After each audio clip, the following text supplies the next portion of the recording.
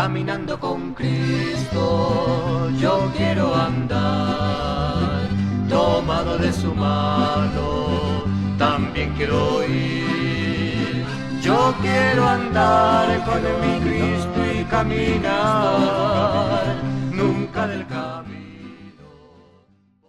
Y Señor, que el Espíritu Santo nos esté guiando a todos para entender esta palabra que hoy vamos a revisar. En Cristo Jesús. Amén. Amén, hermanos. Entonces ya vamos a acabar el libro de Josué.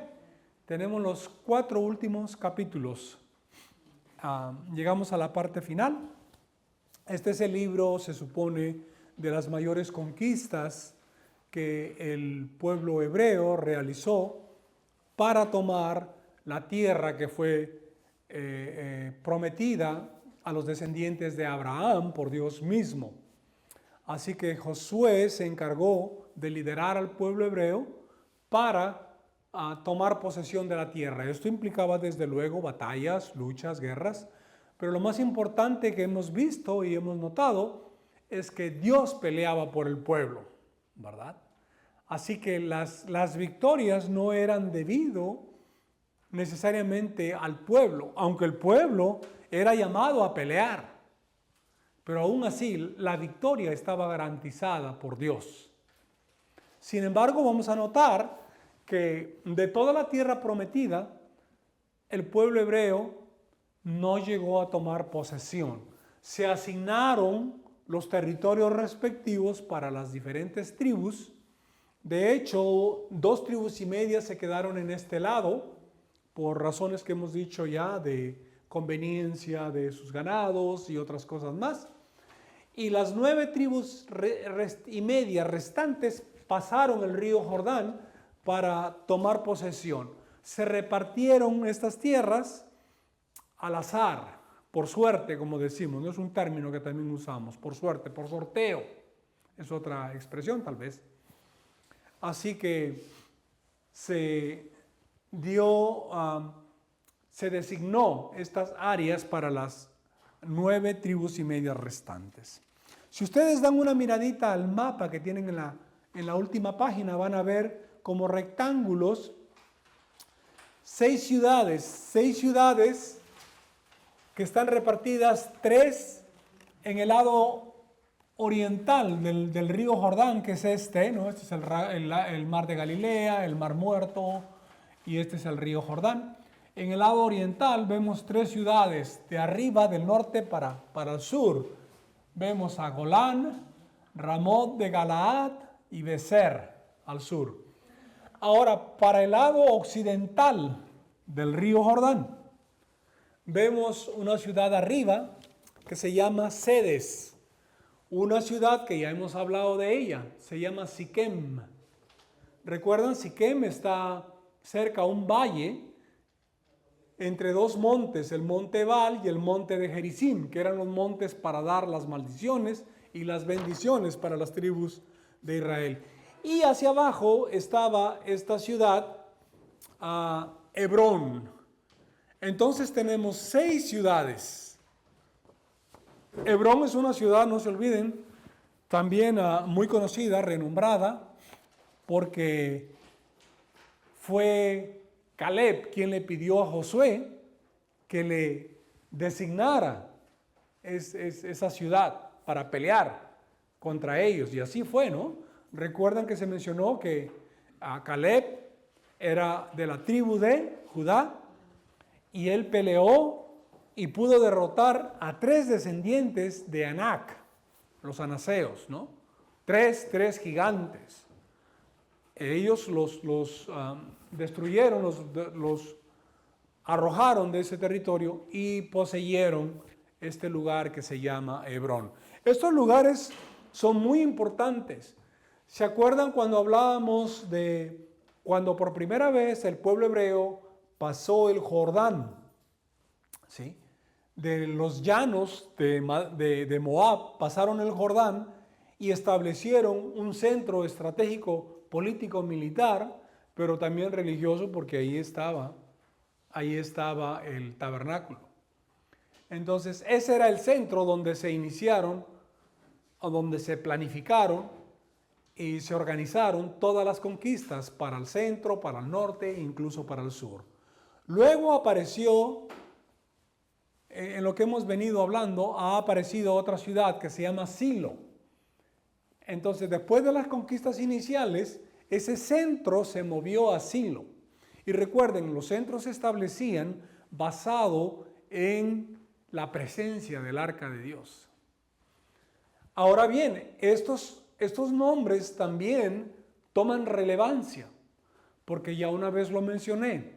Siquem fue el lugar que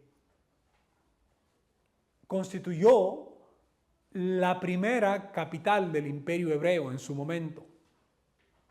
Luego esa capital se va a trasladar a Hebrón, que es otra ciudad importante.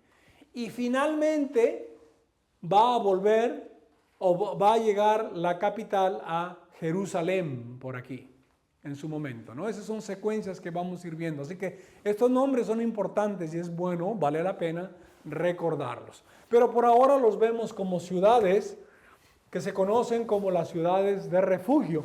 Y así empieza esta clase, hablando de las ciudades de refugio. Fueron 6. Vamos a leer. Dice: habló Jehová a Josué diciendo: habla a los hijos de Israel y diles: señalaos las ciudades de refugio, de las cuales yo os hablé por medio de Moisés, para que se acoja allí el homicida que matare a alguno por accidente, y no a sabiendas, y os servirán de refugio contra el vengador de la sangre. Esto lo hemos explicado ya, ¿verdad? No era un refugio para criminales. Si era un criminal, lo entregaban a quien correspondiera. Pero si alguien por accidente había matado a otra persona, estos lugares eran los lugares adecuados para refugiarse hasta que se haga justicia, ¿no? O se investigue, se averigüe qué pasó y eventualmente sean retornados a su tierra. Había un plazo. Posteriormente esto se hizo tradición de que el plazo para que estuviera ahí el refugiado era hasta que muriera el sumo sacerdote del lugar donde estuviera. Muy bien, las 6 ciudades están enumeradas aquí. Sedes en Galilea, en el monte de Neftalí, arriba, Sedes, este es para el lado occidental del río Jordán, este es el río Jordán. Siquem en el monte de Efraín. Esto es un poquito confuso porque a veces vemos que se pone ahí a Siquem como si estuviera en territorio de la otra media tribu de Manasés, ¿verdad? En algunos mapas aparece así, pero no nos olvidemos que unas veces Siquem es el valle y otras veces Siquem la ciudad, que no es necesariamente lo mismo. Aquí dice, por ejemplo, Siquem en el monte de Efraín, pero hay otros factores también. Habían algunas ciudades de Efraín que estaban localizados en el territorio, dentro del territorio de Manasés y viceversa. Algunas ciudades que le pertenecían a Manasés que estaban en territorio de Efraín, así que eso a veces puede ser motivo de confusión, pero ya les adelanto que ese es el background, esas son las circunstancias en que ocurrieron la distribución de algunas ciudades. Y algunas veces aparecen como si fueran de una tribu y por otro lado pareciera que fueran de otra tribu. Kiriat Arba era el nombre antiguo de Hebrón, esta es la siguiente ciudad. Esto está en el monte de Judá, esto corresponde a la tribu de Judá. Luego tenemos Becer en el desierto, en la llanura de la tribu de Rubén. Por aquí, todo esto era territorio de Rubén, luego viene el territorio de Gad, y finalmente el territorio de la media tribu de Manasés, para acá arriba, para el norte. Becer en el desierto, en la llanura de la tribu de Rubén. Ramot de Galaad, de la tribu de Gad, un poquito en medio. Y Golán en Basán, de la tribu de Manasés. La media tribu de Manasés en el lado oriental, Golán. Muy bien, continuamos. Estas ciudades que eran ciudades llamadas así, ciudades de refugio, eran administradas por los levitas. Así que eran ciudades que tenían una peculiaridad para dar la autoridad suficiente y necesaria para que se respetara el estatus de ciudad de refugio. Luego, aparte, aun cuando no se asignó territorio específico para la tribu de Leví, muchas ciudades, diferentes ciudades dentro de las diferentes tribus fueron asignadas a los levitas. Y dice aquí, las ciudades asignadas, incluyendo las ciudades de refugio, ya dije que las ciudades de refugio eran administradas por los levitas, estuvieron en medio de las otras tribus. ¿Sí? En Josué 21:3-7 leemos, entonces los hijos de Israel dieron de su propia herencia a los levitas, conforme al mandato de Jehová, estas ciudades con sus ejidos, ¿no? Con todo lo que era cuestión de ganadería y todo eso. Y la suerte cayó sobre las familias de los coatitas, y los hijos de Aarón el sacerdote, que eran de los levitas, obtuvieron por suerte de la tribu de Judá, de la tribu de Simeón y de la tribu de Benjamín 13 ciudades. De 3 tribus, 13 ciudades. Y los otros hijos de Coat obtuvieron por suerte 10 ciudades de las familias de la tribu de Efraín, de la tribu de Dan y de la media tribu de Manasés. Esto es en el lado occidental. Los hijos de Gersón obtuvieron por suerte de las familias de la tribu de Isaacar, de la tribu de Aser, de la tribu de Neftalí y de la media tribu de Manasés en Basán 13 ciudades. Esto sí, de la media tribu de Manasés para el lado oriental, pero las otras tribus se han mencionado en el lado occidental. Los hijos de Merari, según sus familias, obtuvieron de la tribu de Rubén, de la tribu de Gad y de la tribu de Zabulón 12 ciudades. Así que hubieron muchísimas ciudades asignadas a los levitas. Esto era importante porque la responsabilidad de los levitas era guiar espiritualmente al pueblo. Y como el pueblo estaba distribuido en tribus, las ciudades de los levitas tenían que estar también distribuidas dentro de esas tribus. En el versículo 41 al 42 leemos, y todas las ciudades de los levitas en medio de la posesión de los hijos de Israel fueron 48 ciudades, 48 en total, con sus ejidos. Es decir, con todo lo que había alrededor, que era necesario para cuestión de ganadería, de almacenamientos, etc. Y estas ciudades estaban apartadas la una de la otra, cada cual con sus ejidos alrededor de ella. Así fue con todas estas ciudades. Pasamos a la siguiente parte que dice, Israel ocupa la tierra prometida. Hemos dicho que no ocupó toda la tierra asignada, pero de todas maneras se menciona aquí que va a ocupar la tierra. Dice, de esta manera dio Jehová a Israel toda la tierra que había jurado dar a sus padres, y la poseyeron y habitaron en ella.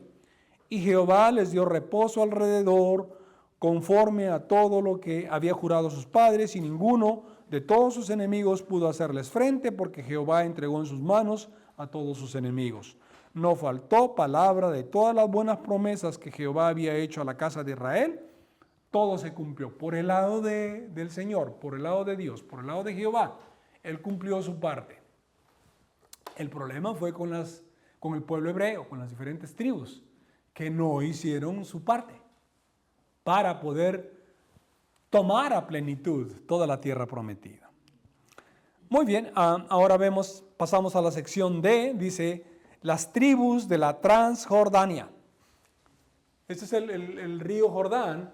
Transjordania viene siendo esta región, ¿no? La región oriental, al lado oriental.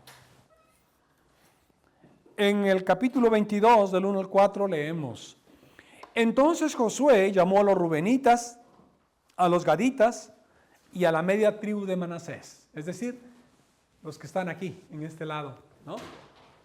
Rubén, Gad y la media tribu de Manasés, en el lado oriental. Los llamó Josué y dice aquí, y les dijo, vosotros habéis guardado todo lo que Moisés, siervo de Jehová, os mandó, y habéis obedecido a mi voz en todo lo que os he mandado.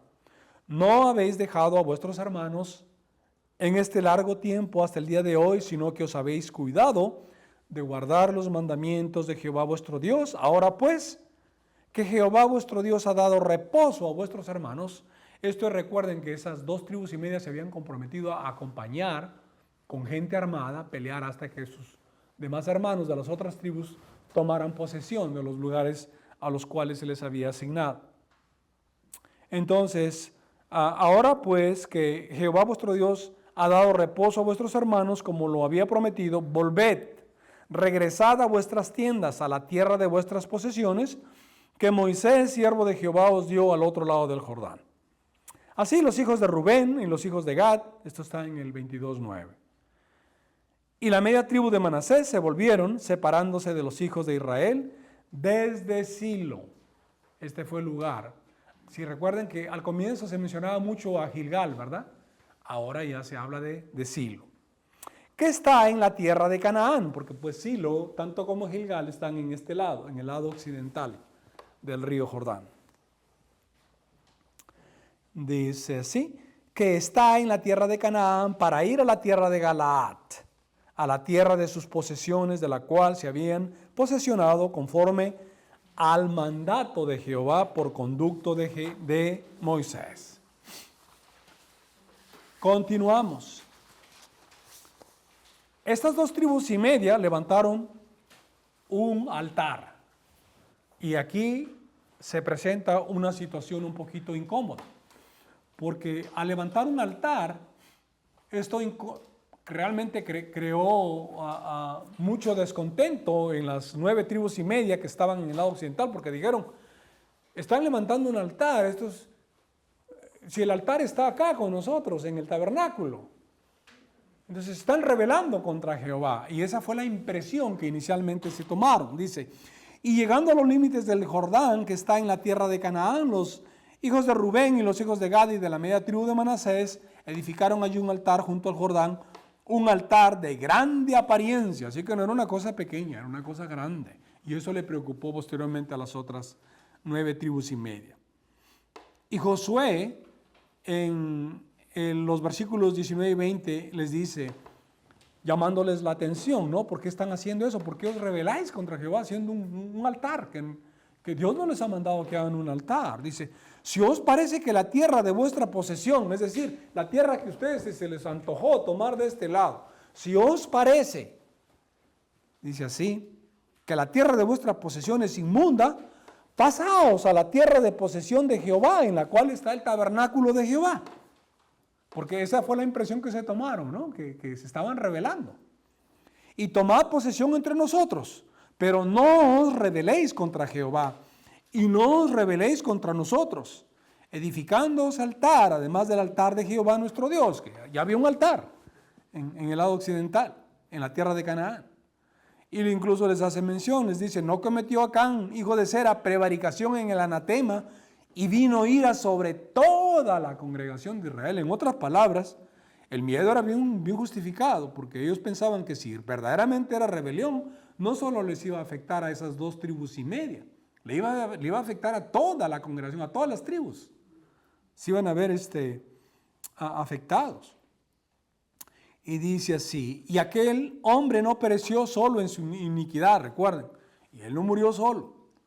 No sé si ustedes recordarán, murieron sus hijos, sus mujeres, sus bienes, sus ganados, todo el mundo fueron apedreados y quemados finalmente. Ahora bien, viene la réplica de estas 2 tribus y media en su defensa, ¿no? Argumentando por qué razón hacían esto y dicen esto. Por esto dijimos, esto es, está hablando Rubén, Gad y la media tribu de Manasés en el lado oriental. Dicen, por esto dijimos, edifiquemos ahora un altar, no para holocausto ni para sacrificio, sino para que sea un testimonio entre nosotros y vosotros. Vaya excusa. Y entre los que vendrán después de nosotros, de que podemos hacer el servicio de Jehová delante de Él con nuestros holocaustos, con nuestros sacrificios y con nuestras ofrendas de paz. Y no digan mañana vuestros hijos a los nuestros, vosotros no tenéis parte en Jehová. Miren todo el problema que se creó con la decisión de quedarse en ese lado. Ahora tienen que cuidarse de que en el futuro los hijos de las otras tribus que tomaron posesión de la tierra de Canaán que Dios les había prometido, ahora ellos tenían miedo de que en el futuro esos hijos les saquen en cara a los hijos de los que se quedaron al otro lado, de que de repente ustedes no tienen arte ni parte con nosotros, pues ustedes no tienen el tabernáculo de Dios para empezar y no tienen el lugar de holocausto y sacrificio. Pero bueno, de todas maneras, esta explicación de que ellos no se estaban rebelando, sino simplemente lo hacían por ese temor de que en el futuro no vaya a haber un desconocimiento de ellos, de las nuevas generaciones, de sus hijos. En 22:31 leemos, y dijo Fines, hijo del sacerdote Eleazar, a los hijos de Rubén, a los hijos de Gad y a los hijos de Manasés: hoy hemos entendido que Jehová está entre nosotros, pues que no habéis intentado esta traición contra Jehová. Ahora habéis librado a los hijos de Israel de la mano de Jehová. Porque ese era el temor pues de las otras tribus, de que si verdaderamente había rebelión, la mano de Dios iba a estar en contra de toda la congregación de Israel, todas las tribus. En el capítulo 22:34 leemos, y los hijos de Rubén y los hijos de Gad pusieron por nombre al altar Et, porque testimonio es entre nosotros que Jehová es Dios. Entonces esa fue su excusa. Ellos dijeron, este altar es simplemente para que sea un testimonio entre nuestros hijos, es decir, las nuevas generaciones, nuestros descendientes, y vuestros descendientes, para que no nos vayan a desconocer. Nosotros también tenemos parte en Jehová. En ese lío en que se vieron, en esa posición tan incómoda, ¿no? Pero ellos mismos se pusieron, ellos lo eligieron así. Dios lo permitió, pero ellos fueron quienes decidieron hacerlo así. Muy bien, pasamos a la tercera sección, la despedida de Josué. Él da un discurso a toda la congregación y exhorta al pueblo. Leemos lo siguiente en el capítulo 23. Aconteció muchos días después que Jehová diera reposo a Israel de todos sus enemigos alrededor, que Josué, siendo ya viejo y avanzado en años, llamó a todo Israel, a sus ancianos, sus príncipes, sus jueces y sus oficiales, y les dijo: yo ya soy viejo y avanzado en años, y vosotros habéis visto todo lo que Jehová vuestro Dios ha hecho con todas estas naciones por vuestra causa. Porque Jehová vuestro Dios es quien ha peleado por vosotros. He aquí os he repartido por suerte en herencia para vuestras tribus estas naciones, así las destruidas como las que quedan. Bueno, aquí hay un reconocimiento de que la obra está incompleta. Las que quedan, dice, ¿no? Desde el Jordán hasta el mar grande. Desde el Jordán hasta el mar grande. Así como hace poco algunos personas que estaban protestando contra el pueblo hebreo, ¿no? Le decían desde el río hasta el mar. Así que le estaban cantando la canción ahora a los judíos, a los hebreos. Así le dicen, ¿no? Desde el río hasta el mar, como quien dice, hay que desaparecer al pueblo hebreo, a los judíos, al pueblo de Israel. Muy bien, seguimos aquí. Dice,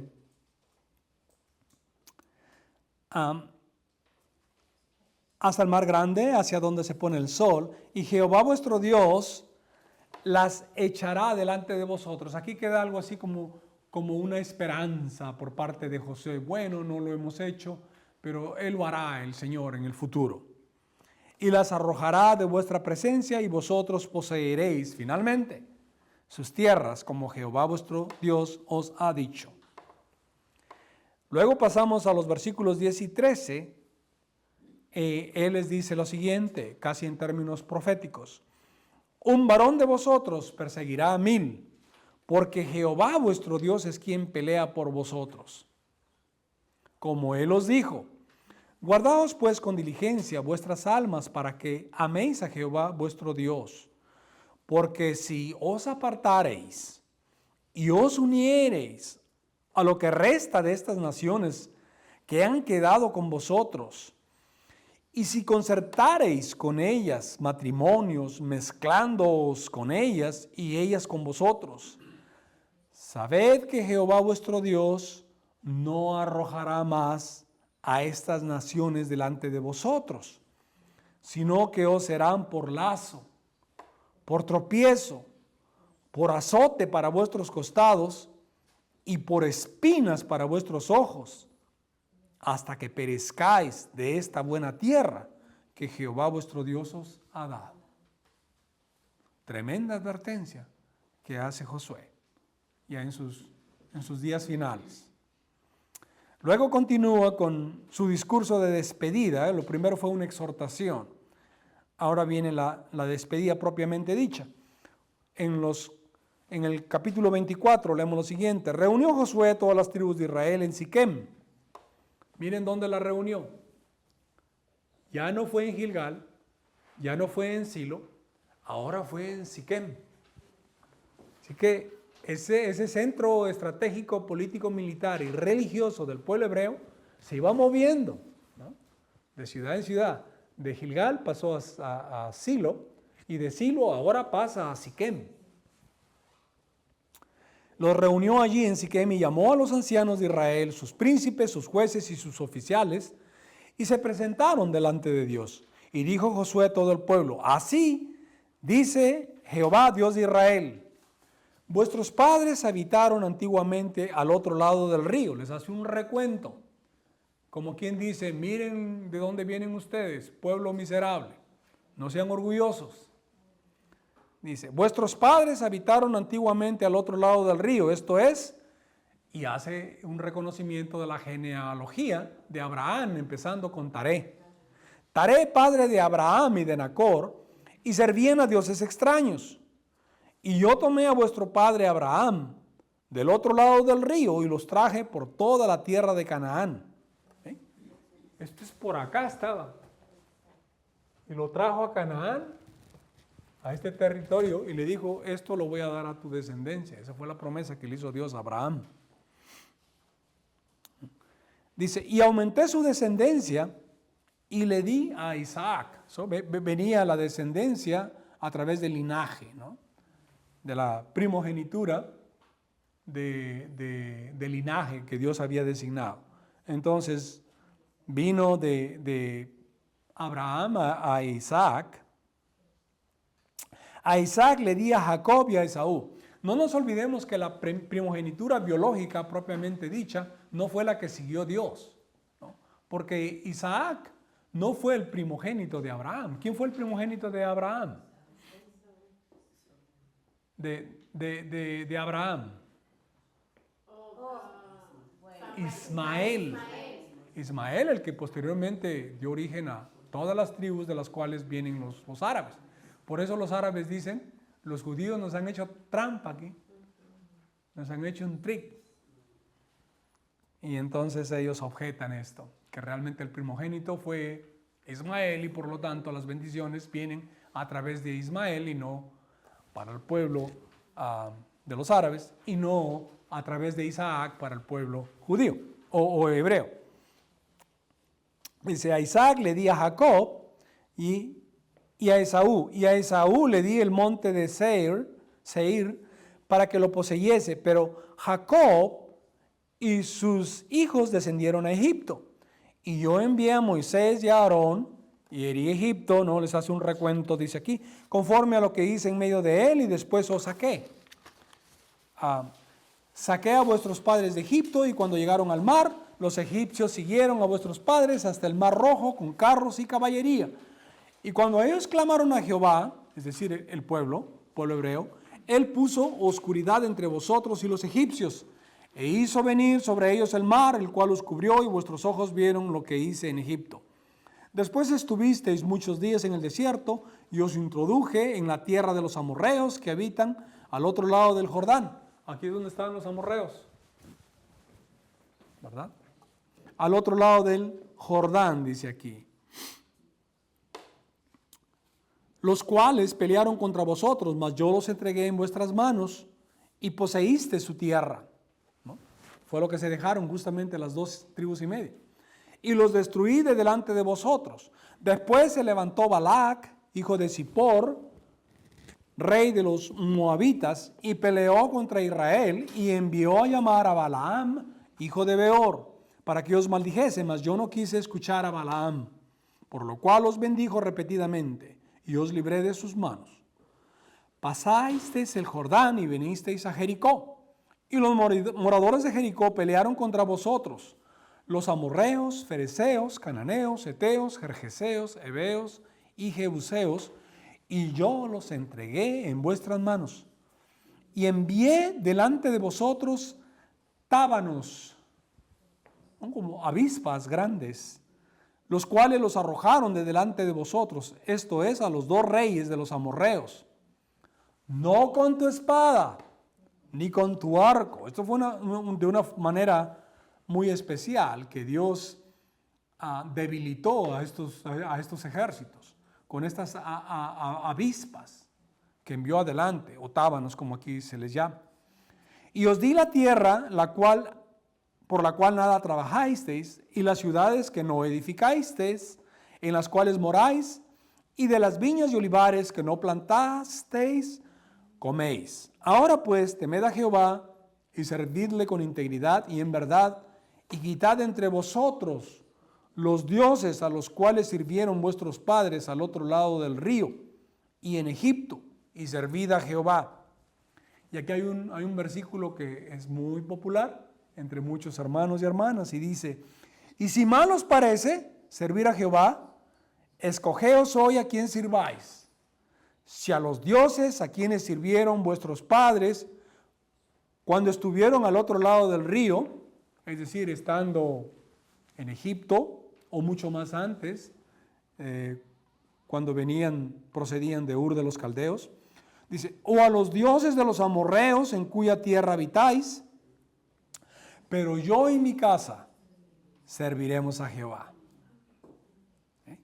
Él estaba bien determinado y él sabía exactamente quién era su Dios. Pero quería dejarles en claro, porque el pueblo tenía una inclinación, una tendencia a la idolatría increíble.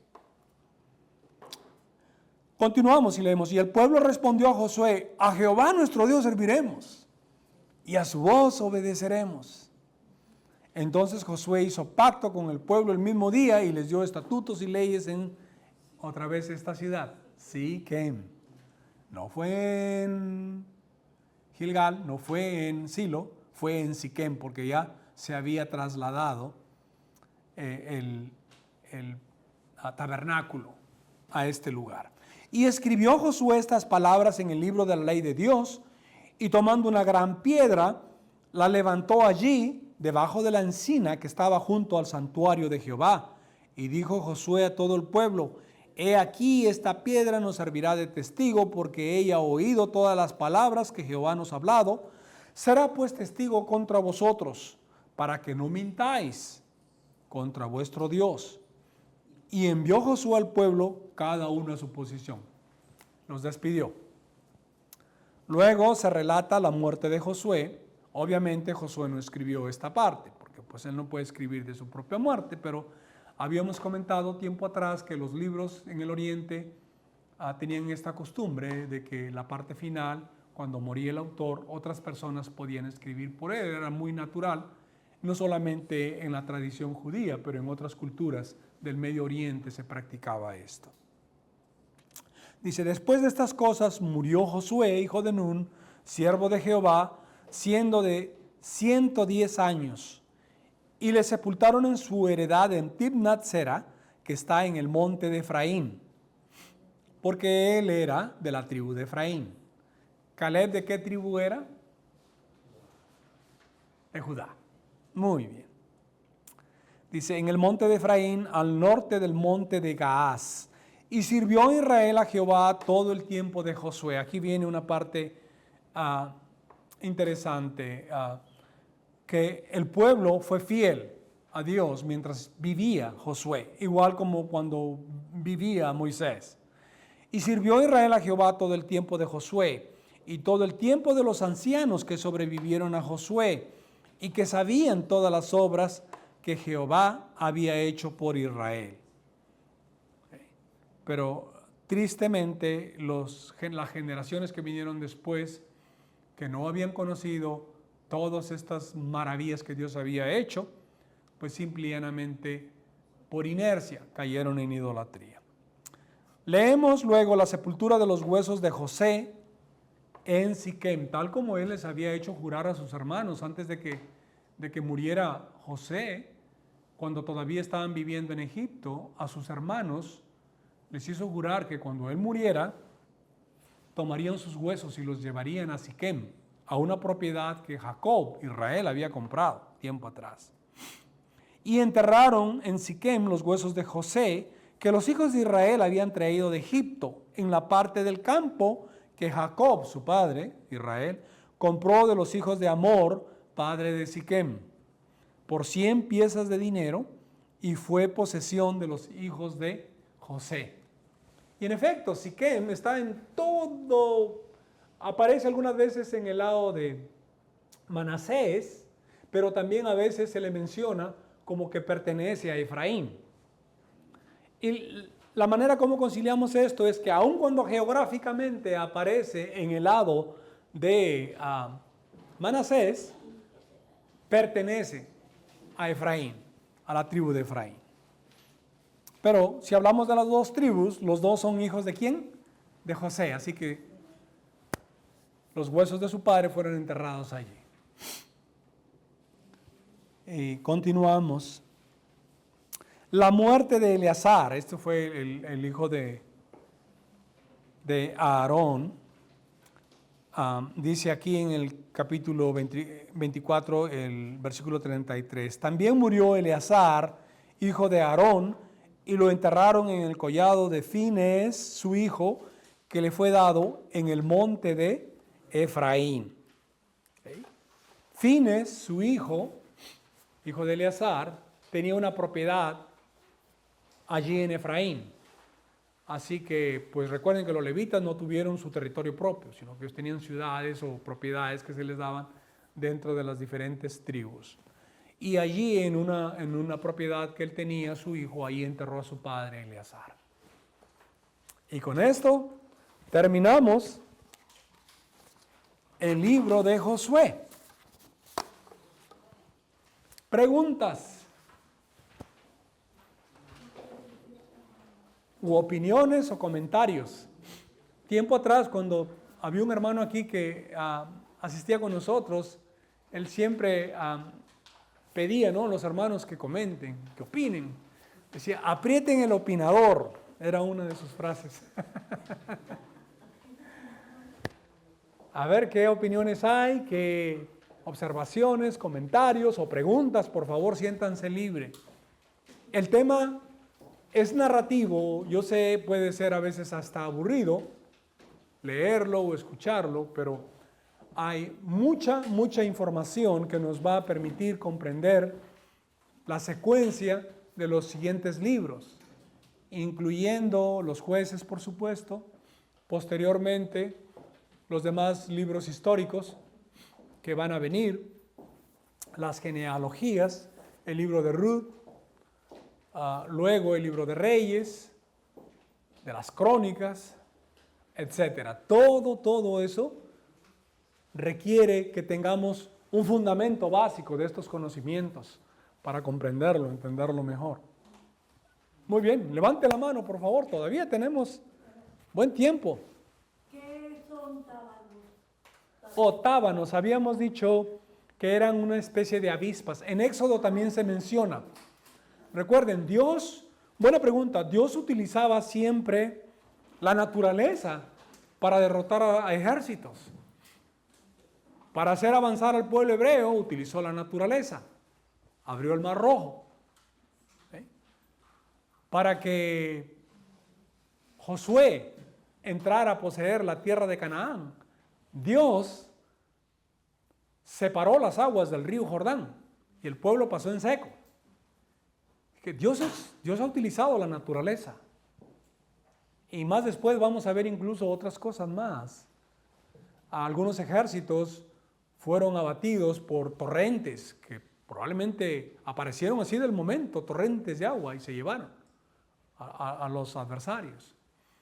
También se habla de que las estrellas combatieron. No sabemos, de repente meteoritos o algo así que Dios utilizó, que también fueron empleados por parte de Dios para derrotar a los enemigos de Israel.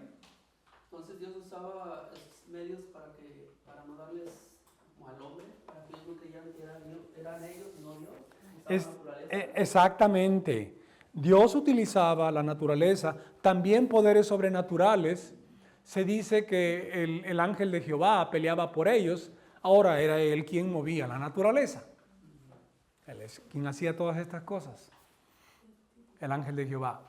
Lo hemos visto a través de los libros que hemos estado aquí, que es Dios mostrándose que no es el hombre y les dejaba saber que no era. Exactamente. El objetivo final de la intervención de Dios era dejarle en claro al pueblo hebreo de que todas las victorias, todas las conquistas se llevaban a cabo porque Dios peleaba por ellos. ¿Sí? Que Dios es el que garantizaba la victoria. Ellos peleaban. Eso no quiere decir que el pueblo hebreo no peleaba. De ellos hasta morían algunos. Pero la victoria estaba sellada porque era Dios quien finalmente estaba al frente.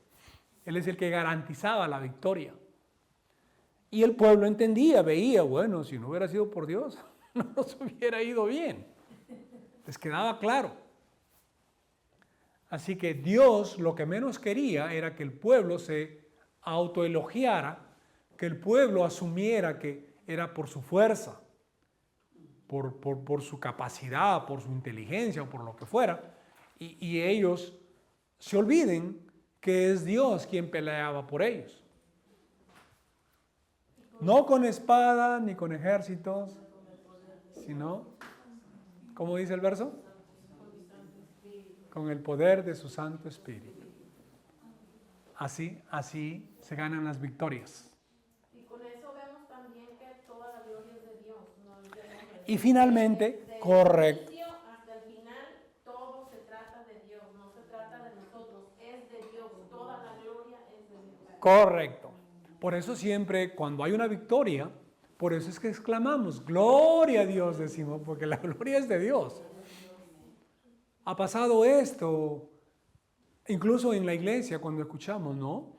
Alguien salió victorioso de una cirugía o de una enfermedad muy, muy delicada, muy grave. Gloria a Dios. Porque es Dios finalmente quien lo hace. A veces, ¿cuántas veces nos ha librado de la muerte?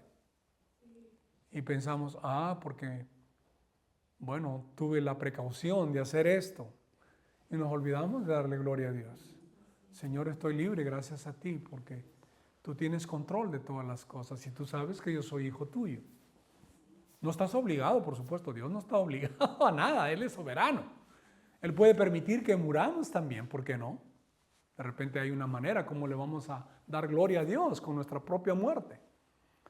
Pero victorias en cualquier sentido siempre merece que nosotros lo pongamos a Dios como el responsable de ello y no nosotros mismos u otras personas. Toda la honra y la gloria pertenece a Dios. No pertenece a nosotros ni a terceros, pertenece a Dios. Porque Él nos da la fuerza. Sí.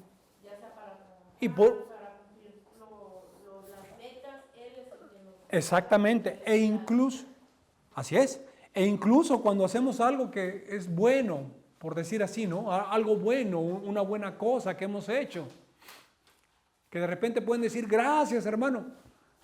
No, gracias a Dios, la gloria es de Dios, porque Él es el que pone el querer como el hacer en nuestros corazones. De repente hacemos una buena acción, una buena cosa, pero la gloria no es nuestra, la gloria es de Dios. A veces con mi esposa nos reímos que comentamos estas cosas cuando Dios pone en nuestro corazón enviar una ayuda a X persona o lugar, etcétera, y recibimos, hermanos, gracias a Dios. Inmediatamente nosotros respondemos, no hermano, dale gloria a Dios, Porque esa es la verdad. Si no fuera por Dios, de repente nosotros no ni pensaríamos en eso. Pensaríamos en nosotros mismos, en qué cosa hacer para beneficio nuestro.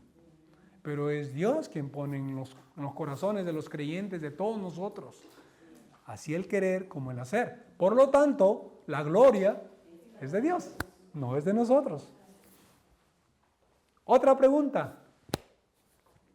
Muy buena observación, ¿no ve? ¿Cómo así? Ustedes también saben opinar, saben dar buenos comentarios. No se sientan cohibidos. Bueno, si ya no hay más, pues vamos a despedirnos. La próxima semana iniciamos el libro de Jueces. Vamos a leer los primeros 5 capítulos del libro de Jueces. Los primeros 5 capítulos. Vamos a despedirnos. Padre Santo, gracias por este día. Gracias por la oportunidad de leer tu palabra. Señor, que aprendamos a conocerte mejor para que eso nos ayude a temerte y a servirte mejor. Gracias, Señor, porque conocemos tu amor infinito. Entendemos, Señor, tu misericordia. Comprendemos, Señor, tu sabiduría, tu soberanía. Y entendemos también, Señor, que debemos honrarte y alabarte solamente a ti, porque la honra y la gloria pertenecen a ti, Señor. Gracias por este tiempo. Acompáñanos a la siguiente parte del servicio, Señor, en el santuario. En el nombre de tu Hijo amado Jesús.